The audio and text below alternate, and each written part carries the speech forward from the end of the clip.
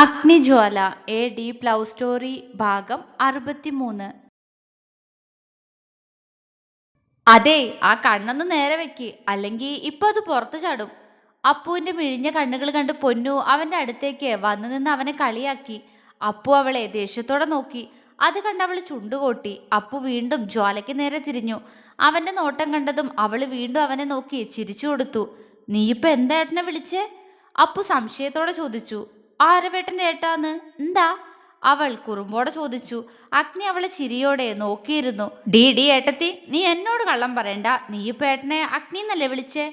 അവൻ അവളെ നോക്കി കണ്ണുരുട്ടി. കേട്ടെങ്കിൽ പിന്നെ എന്തിനാ ചോദിക്കണേ? അവൾ അവനെ നോക്കി പുരികമുയർത്തിക്കൊണ്ട് ചോദിച്ചു. അപ്പു അവളെ വാ തുറന്നു നോക്കി. എന്താടാ? അവന്റെ നിൽപ്പ് കണ്ട അഗ്നി ചിരിയൊതുക്കി. ഇത്രയും നേരം ജ്വാല പാവാണ്, അതാണ് ഇതാണെന്നൊക്കെ പറഞ്ഞവനാ.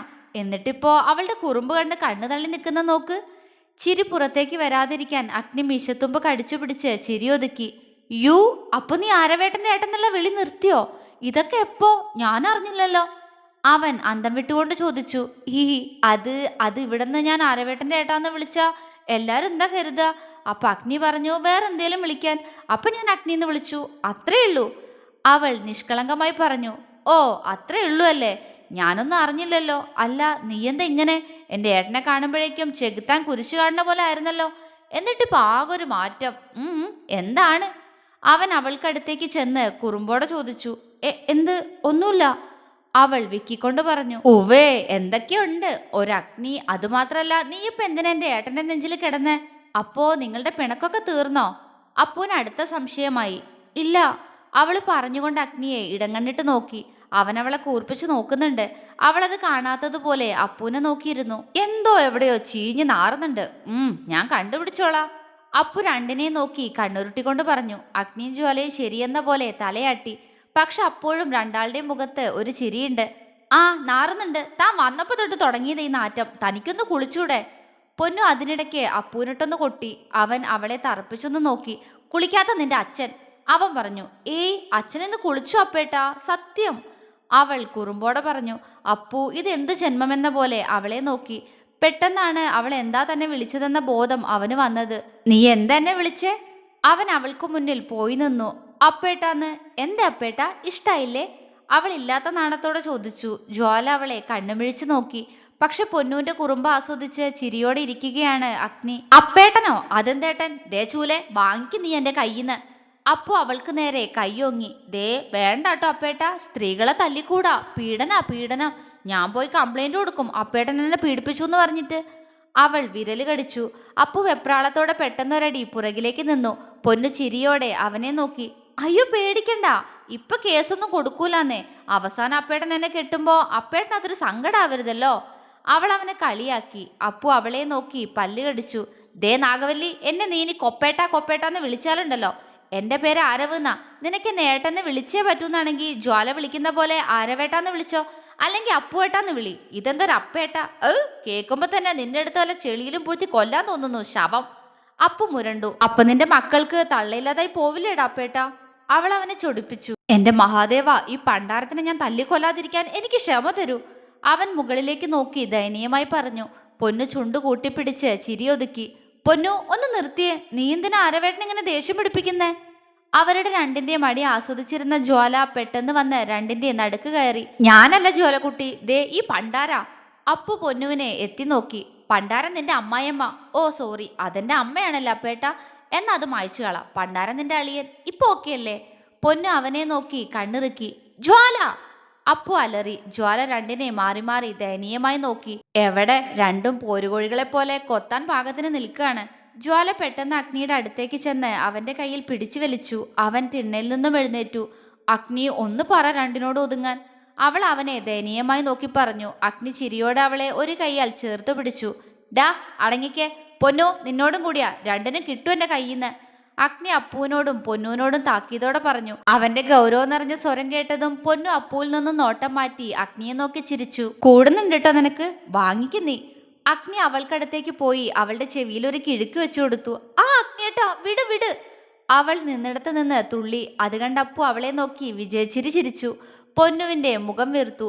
അഗ്നി അവളുടെ ചെവിയിൽ നിന്നും പിടിവിട്ടു. കലക്കിയേട്ടാ, അതന്നെ കിട്ടണം അവൾക്ക്, നാഗവല്ലി കുട്ടിപ്പിശാശ്. അപ്പു അവളെ കളിയാക്കി. അപ്പോഴേക്ക് അഗ്നി അപ്പുവിന്റെ ചെവിയിൽ കൂടി ഒന്ന് പിടിച്ചു വിട്ടു. ആ!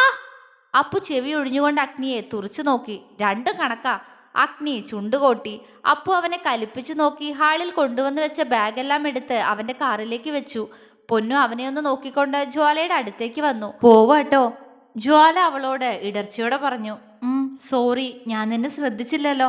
അവള് കുറ്റബോധത്തോടെ ജ്വാലയെ നോക്കി.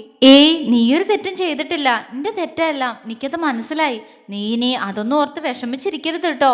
ജ്വാല അവളുടെ കവിളിൽ തലോടി സ്നേഹത്തോടെ പറഞ്ഞു. പൊന്നു കണ്ണു നിറച്ചുകൊണ്ട് അവളെ നോക്കി. എന്താ പൊന്നു, എന്തിനാ കരയണേ? നീ കൂടി പോയപ്പോ ഞാനിവിടെ ആകെ തനിച്ചായടി. ആകെ സന്തോഷം കോളേജിൽ പോന്നതാ. ഇവിടെ വന്നാ മിണ്ടാനും ആരുമില്ല. പൊന്നുവിന്റെ സ്വരമിടറി. അത് കേട്ട് ജ്വാലയുടെ കണ്ണു നിറഞ്ഞു. എല്ലാം കേട്ടുകൊണ്ട് സാധനങ്ങൾ എടുത്തു വെച്ച ശേഷം സിറ്റ് ഔട്ടിലേക്ക് തന്നെ കയറി വന്ന അപ്പു പൊന്നുവിന്റെ നിറഞ്ഞ കണ്ണുകൾ കണ്ട് അവളെ തന്നെ ഉറ്റുനോക്കി വിശ്വാസം വരാതെ. വിളിക്കണേടി, അഗ്നിയേട്ടൻ നമ്പർ വാങ്ങിച്ചിട്ടുണ്ട്, പൊന്നു പറഞ്ഞു. വിളിക്കാം, ജ്വാല തേങ്ങി. കുഞ്ഞാ, അഗ്നി ശാസനയോടെ അവളെ വിളിച്ചു. അവൾ അവനെ നോക്കി വിതുമ്പി. അവൻ പെട്ടെന്ന് അവൾക്കടുത്തേക്ക് ചെന്ന് അവളെ അവനിലേക്ക് ചേർത്തു പിടിച്ചു. ജ്വാല അവനെ നോക്കി ചുണ്ടു പിളർത്തി.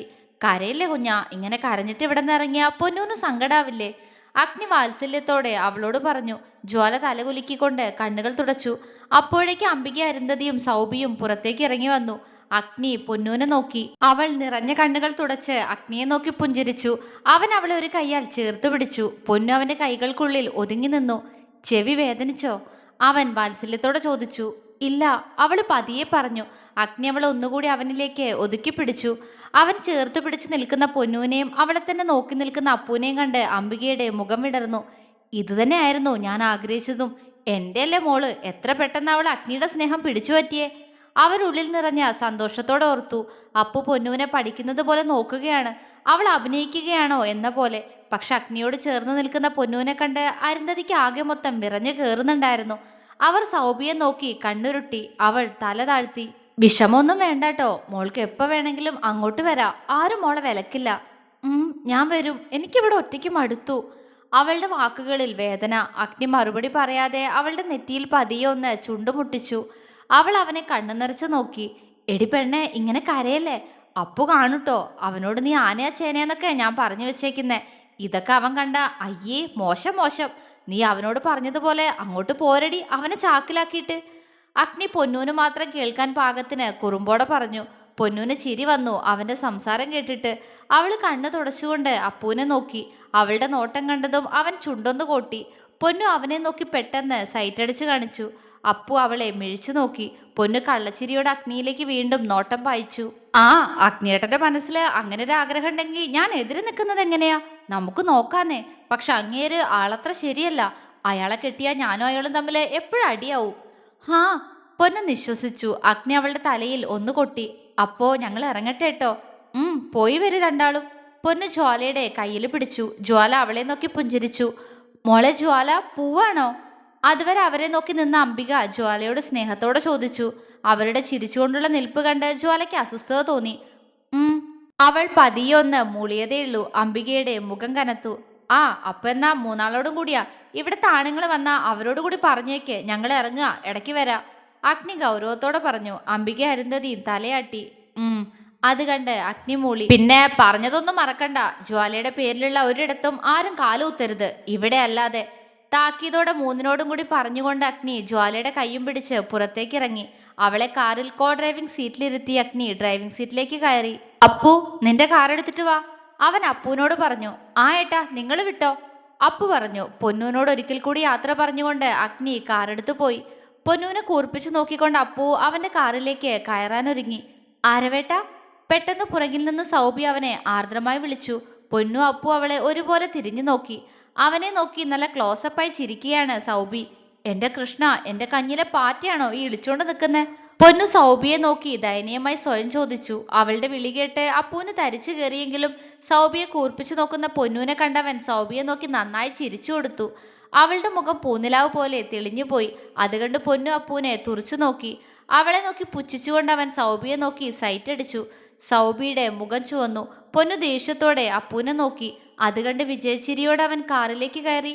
സൗബിയും പൊന്നൂനെ ഒന്നുകൂടി ഒന്ന് നോക്കിക്കൊണ്ട് കാറ് തിരിച്ചു. അവൻ പോകുന്നത് നോക്കി നിന്ന പൊന്നൂന്റെ കണ്ണുകൾ കൂർത്തു. മാക്രി കൊരങ്ങൻ, മനഃപൂർവ്വ വെട്ടുപോത്ത്, ശരിയാക്കി തരുന്നുണ്ട് ഞാൻ. പൊന്നു ദേഷ്യത്തോടെ മുരണ്ടുകൊണ്ട് ചാടിത്തുള്ളി അകത്തേക്ക് കയറിപ്പോയി. കൗസ്തുഭത്തിന്റെ ഗേറ്റ് കടന്നതും അഗ്നി കാറിന്റെ ഹോണൊന്ന് നീട്ടിയടിച്ചു. സിറ്റ് ഔട്ടിൽ അവരെ തന്നെ പ്രതീക്ഷിച്ചു കൊണ്ടിരിക്കുകയായിരുന്ന ചിത്തിര പെട്ടെന്ന് എഴുന്നേറ്റ് തൂണിനടുത്തേക്ക് വന്നു. കാറ് നിർത്തിയതും ജ്വാല പെട്ടെന്ന് ഡോറ് തുറന്ന് പുറത്തേക്കിറങ്ങി അവരുടെ അടുത്തേക്ക് ഓടി. കുഞ്ഞാ, പതുക്കെ പോ, അഗ്നി വിളിച്ചു പറഞ്ഞു. അപ്പോഴേക്കും ജ്വാല പാഞ്ഞു വന്ന് ചിത്തിരയെ കെട്ടിപ്പിടിച്ചു കഴിഞ്ഞിരുന്നു. അത് കണ്ടുകൊണ്ടാണ് അഗ്നി ഡോറ് തുറന്ന് പുറത്തേക്ക് ഇറങ്ങിയത്. പുറകിൽ അപ്പോഴേക്കും അപ്പുവിന്റെ കാറും എത്തിയിരുന്നു. അമ്മേ, ജ്വാല ചിത്തിരയുടെ കവിളിൽ ചുംബിച്ചുകൊണ്ട് വിളിച്ചു. ചിത്തിര പക്ഷെ വെപ്രാളത്തോടെ അവളുടെ മുഖം മൊത്തം തലോടുകയാണ്. എന്റെ മോൾക്കൊന്നും പറ്റിയില്ലല്ലോ അല്ലേ? അവർ ആകുലതയോടെ ചോദിച്ചു. ജ്വാല സംശയത്തോടെ അഗ്നിയെ തിരിഞ്ഞു നോക്കി. ഞാനല്ല, അപ്പു വിളിച്ചു പറഞ്ഞതെല്ലാം. അവളുടെ നോട്ടത്തിന്റെ അർത്ഥം മനസ്സിലായ പോലെ അഗ്നി ചിരിയോടെ പറഞ്ഞു. ജ്വാല കാറിൽ നിന്നും അവരുടെ ബാഗ് ഇറക്കി വെക്കുന്ന അപ്പുവിനെ കൂർപ്പിച്ചു നോക്കി. ഹി, അത് പിന്നെ ഞാനും പേടിച്ചു പോയടി ഏട്ടത്തിപ്പെണ്ണെ, അതുകൊണ്ടല്ലേ, അപ്പു നിഷ്കളങ്കമായി പറഞ്ഞു. ജ്വാല തലകുലുക്കിക്കൊണ്ട് വീണ്ടും ചിത്തിരയെ നോക്കി. എനിക്കൊന്നുമില്ല അമ്മേ, എനിക്ക് നീന്താൻ അറിഞ്ഞൂടാ, അതുകൊണ്ട് പറ്റിപ്പോയതാ. അല്ലാച്ചാ എന്റെ ബോധം പോവില്ലായിരുന്നു.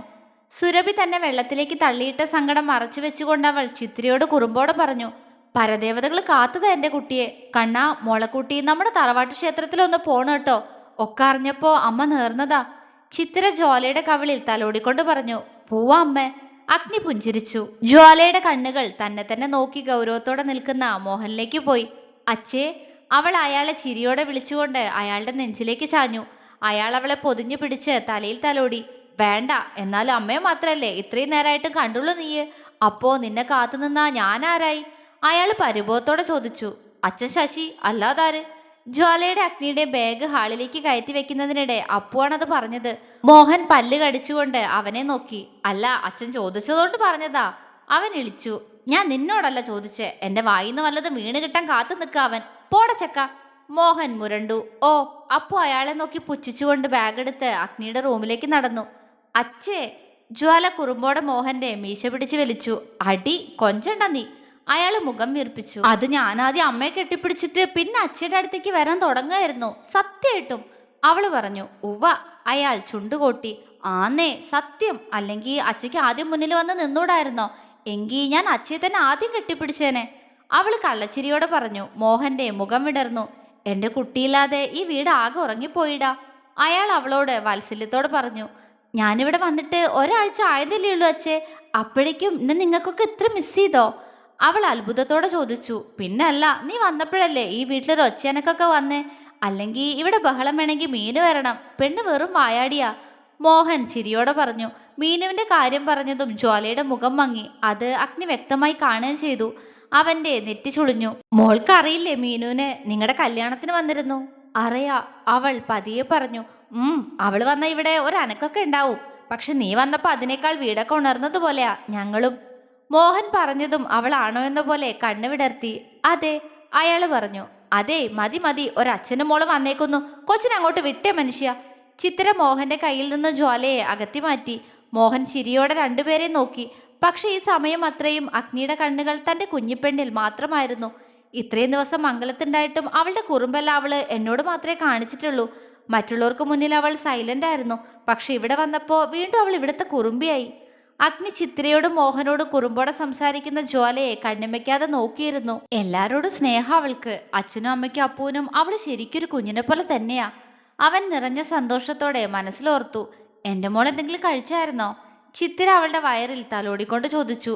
ഒന്നും കഴിച്ചിട്ടില്ല അമ്മേ, ഹോട്ടലിൽ കയറി കഴിക്കാന്ന് പറഞ്ഞതാ ഞാൻ ഇവളോട്. അപ്പൊ ഇവൾക്ക് പെട്ടെന്ന് ഇവിടെ എത്തിയാ മതിയെന്ന്. അമ്മ കഴിക്കാൻ എടുക്ക്, വിശന്നിട്ട് വയ്യ. അഗ്നി അവന്റെ കാലി വയറിൽ തലോടിക്കൊണ്ട് പറഞ്ഞു. ജ്വാല അവനെ നോക്കി ചുണ്ടു ചുളുക്കി. നല്ലോണം വിശപ്പുണ്ടായിരുന്നോ? ഞാൻ അറിഞ്ഞില്ല, അവൾ അഗ്നിയോടായി വിഷമത്തോടെ പറഞ്ഞു. അഗ്നി അവളുടെ തലയിൽ തലോടി. ഏയ്, അപ്പൊ അത്ര വിശപ്പൊന്നും ഇല്ലായിരുന്നു, പക്ഷേ ഇപ്പൊ വിശക്കുന്നുണ്ട്, അവൻ കണ്ണു ചിമ്മി പറഞ്ഞതും ജ്വാല ചിരിയോടെ തലയാട്ടി. എന്നാ വാ അമ്മേ, നമുക്ക് കഴിക്കാൻ എടുക്കാം, ജ്വാല ചിത്തിരയുടെ കൈ പിടിച്ചുകൊണ്ട് പറഞ്ഞു. മോള് ചെന്ന് കൈ കഴുക്, അമ്മ ഇപ്പൊ വരാം. ചിത്തിര പറഞ്ഞതും ജ്വാല മൂളിക്കൊണ്ട് അകത്തേക്ക് പോയി. ചിത്തുവും മോഹനും അഗ്നിയെ നോക്കി. നല്ല തെളിച്ചം വന്നിട്ടുണ്ട് അവന്റെ മുഖത്ത്. എന്താണ്, അമ്മയുടെ മോൻ നല്ല ഹാപ്പിയാണല്ലോ, ചിത്തു അവനോട് വാത്സല്യത്തോടെ പറഞ്ഞു. എന്റെ ജ്വാല എനിക്ക് കിട്ടിയപ്പോ തൊട്ട് ഞാൻ ഹാപ്പി അല്ലേ എന്റെ ചിത്തുപെണ്ണെ, അവൻ ചിത്തിരയുടെ കവിളിൽ നുള്ളി. അടങ്ങടച്ചക്ക. അവർ ചിരിയോടെ അവന്റെ തോളിലടിച്ചു. അഗ്നി അവരെ നോക്കി കുറുമ്പോടെ ചിരിച്ചു. ആ സന്തോഷം മാത്രല്ല, ഇപ്പൊ ജ്വാല ഇവനോട് കൂടുതൽ സംസാരിക്കാൻ തുടങ്ങിയിട്ടുണ്ട്. ആ ഒരു തെളിച്ച ഇവന്റെ മുഖത്ത്, അല്ലേടാ? മോഹൻ അവന്റെ തോളിൽ കയ്യമർത്തി. സത്യം, അത് തന്നെയാ കാരണം. അവളിപ്പോ എന്നോട് സംസാരിക്കാറുണ്ട്, എന്നോട് ചിരിക്കാറുണ്ട്, എന്നോട് അവളുടെ സങ്കടങ്ങൾ പറയാറുണ്ട്. അതൊക്കെ അവളെന്നെ സ്നേഹിക്കാൻ തുടങ്ങിയതുകൊണ്ടാന്ന് വിശ്വസിക്കാനാ എനിക്കിഷ്ടാച്ചാ. അവന്റെ ശബ്ദം അത്രമേൽ താഴ്ന്നു പോയിരുന്നു. രണ്ടാളും മറുപടി പറയാതെ അവന്റെ തലയിൽ തലോടുക മാത്രം ചെയ്തു. പിന്നെ അതുമാത്രല്ല, വേറെയും കുറച്ച് മാറ്റങ്ങൾ ഞങ്ങളുടെ ജീവിതത്തിൽ വന്നിട്ടുണ്ട്. അഗ്നിയുടെ കണ്ണിൽ കുസൃതി. അതെന്താ? ചിത്തിര ആകാംക്ഷയോടെ ചോദിച്ചു. Wait and see Chithu. അവൻ അവരുടെ കവിളിൽ ഒന്നുകൂടി പിച്ചിക്കൊണ്ട് ചിരിയോടെ കൈ കഴുകാനായി അകത്തേക്ക് നടന്നു. ചിത്തിര അവൻ പോകുന്നു നോക്കി സംശയത്തോടെ നിന്നു. കാര്യം വ്യക്തമായി മനസ്സിലായില്ലെങ്കിലും തന്റെ മകൻ ഇപ്പോൾ സന്തോഷവാനാണെന്ന് കാണവേ ആ അച്ഛന്റെ അമ്മയുടെ മനസ്സും നിറഞ്ഞിരുന്നു. തുടരും.